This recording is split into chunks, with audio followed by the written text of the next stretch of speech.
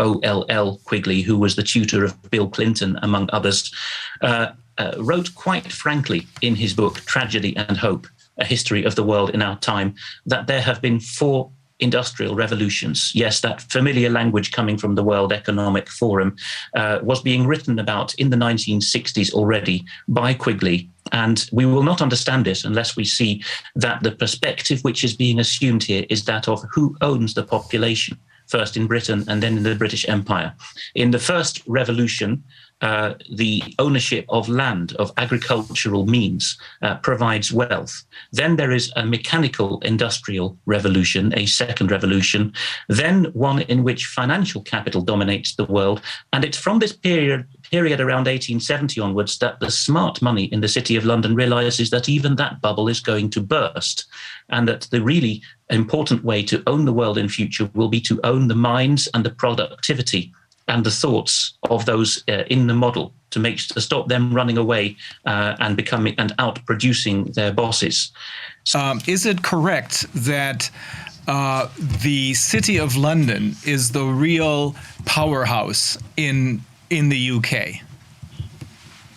It is unquestionably the powerhouse. This is something that, if you've had my background, you learn at boarding school, let alone at university. So rugby and Cambridge in my case. And by the time you get into the civil service, there is a lot of eye rolling if you ever suggest that the people of Britain or any other country in the Commonwealth have self-determination. No, the City of London is understood to own the population, body, mind, and soul.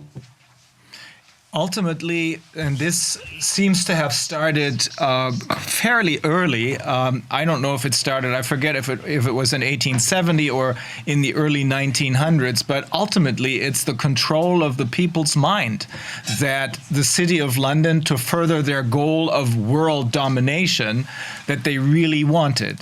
Is that correct? Yes, and it is not a specifically Anglo-Saxon problem anymore.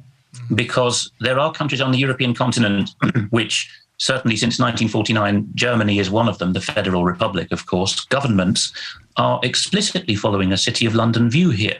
They write to the population in terms of health management, telling them that the way that they exist is not good enough. Their bodies, their minds, their genetics, their intelligence have not been optimized. And therefore, this livestock, this population is not competing as it should in the world.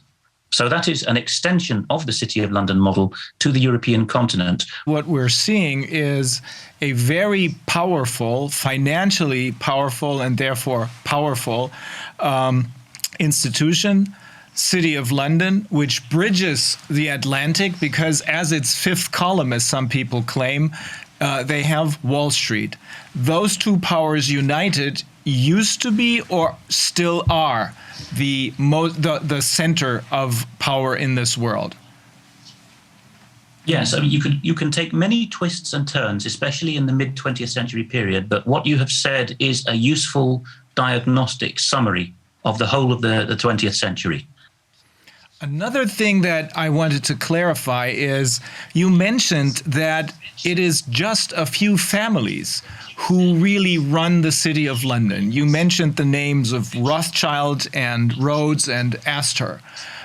Is it true that it's just a few families who are trying to dominate the world through the City of London? Yes, at the City of London, Manhattan, the European continent are very much dominated by a small number of families. Often 13 is given as the top level of these families. Obviously, there are levels below that. The French, for example, often spoke about les 200 familles, the 200 bloodlines that run the deep state. But the senior ones terrorize the junior ones in this model. And the highest you can get up before you disappear into nebulous claims of Satan running the world, which ultimately I believe he does, but the highest level you can get up to is a level at which Central European Germanic bloodlines have an uneasy truce with British Isles bloodlines, most of whom are now based in the United States. That is the largest model. And all the geopolitical frustrations of the 20th century ultimately are to do with one or other wing trying to gain ascendancy. Should we go with the city or overturn the city? And have to do with the frustration of emerging superpowers, notably the Russians, trying to play on level terms with that bloodline cartel and failing.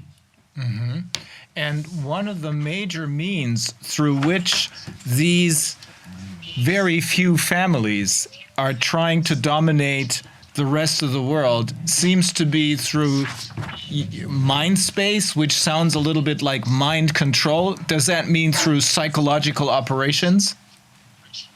Very much so. No nation got into the game of psychological operations earlier than Britain. As soon as there were formal intelligence agencies in Britain in the Edwardian era, just before the First World War, it was a major concentration, but they borrowed a lot of their insights from Vienna and from Germany, which were leading in the psychological space at the time, viciously. It's been regarded as, since the days of Edward Bernays and Freud, as the most powerful way of controlling action in the real world, because if you cannot perceive of there being a valid way of doing things other than what you're told is the right way, then that's obviously the supreme power that you can have. If you have that power, you control people who are more numerous, more intelligent and stronger than yourself. Did I hear correctly that you use the term livestock? Is that really the view that these people have of the rest of the world? It is explicitly the view that, certainly in the 1990s, when I was at a senior British boarding school, this term was used explicitly to describe, by the grandsons of City of London seniors, to describe the British population who walked under their own windows on the way to, as we went to lessons, they were going about their business in town. The terms that were used for them revolved around the idea that they were cattle and did not deserve a place in the world other than under the direction of the British elite. Wow.